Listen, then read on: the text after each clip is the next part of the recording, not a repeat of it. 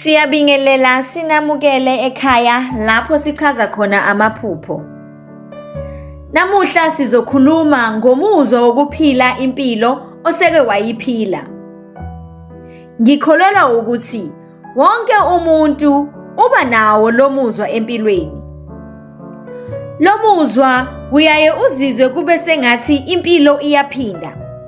Lapho uthola ukuthi kuyakhulunywa ebese kuba sengathi lenkulumo iyake yakhulunywa ngaphambilini. Usuke wazi futhi ukuthi izokhulunywa kanjani, iphinde iphethe kanjani.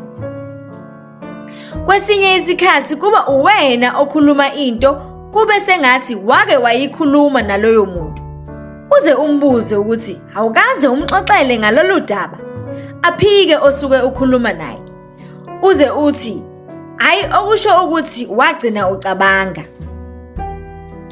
Kodwa ke uma kwenzeka lokhu usuke usanokudideka kokuthi ingabe kwenzeka nini lokhu kanjani futhi ngoba uyaqala nje ukukuzwa.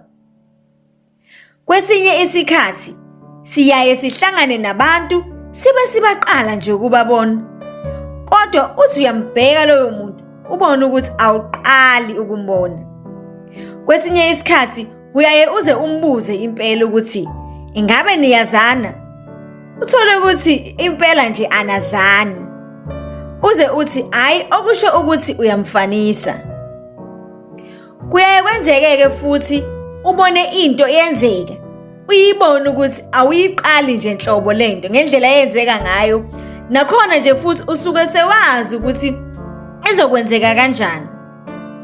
Kokunye ke uthi ufika endaweni noma nje uhamba endleleni uzibone ukuthi hayi man awuqali ukuhamba noma ukuba kuleyo ndawo.